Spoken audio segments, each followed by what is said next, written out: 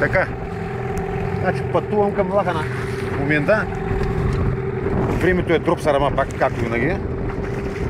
Слънце пече, обаче големи вълни нищо.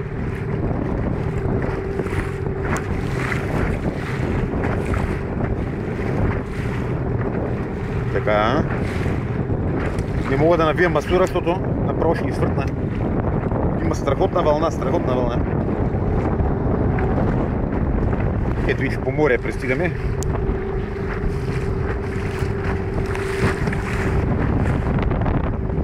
Бях с другия двигател, няма да идвам тук, ама знам, че това е абсолютен часовник и нямам никакви проблеми с него. И какво става то? Не мога изобщо да дам газ.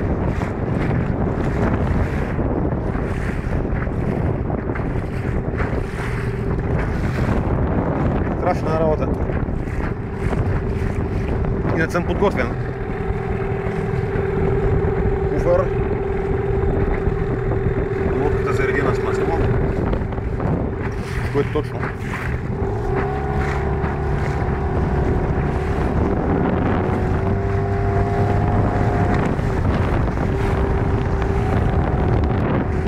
Ето вече. Пристигаме на Лагана.